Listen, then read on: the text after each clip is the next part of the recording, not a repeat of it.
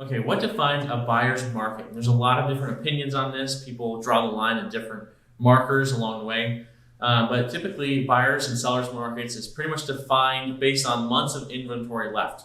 So, in summary, basically, the amount of months of inventory left. Good way to think about this is if all of the sellers stopped listing new properties, there's no more new listings in the market, just whatever's on the market right now, and that's it. How many months would it take for the current with the current buyer's activity to just buy up everything in that place? So right now, we usually are seeing in the multifamily between 2 and 3 months of inventory.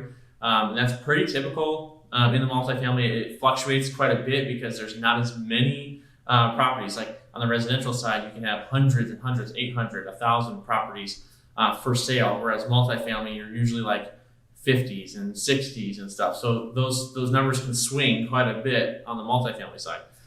But a buyer's market, I would usually say that a buyer's market is when you're starting to push 6 months or more of inventory on the market. Now you're starting to see, offers that could come in below asking price and still get accepted. You can start negotiating more terms that are more favorable to the buyer than the seller. But right now, we're still very much in a seller's market. Because we're still getting multiple offers, typically multiple offers on most properties. And so the seller's still kind of in control. They can still, maybe they'll give some concessions. It doesn't mean that a seller's not going to give any concession, but it still means that they're usually in control. They don't have to give away the farm completely to a buyer just to get their property sold. They usually have a few people to pick from so they can still kind of get favorable terms for themselves. So I would say, with interest rates rising, we could potentially start seeing a higher more months of inventory coming up soon.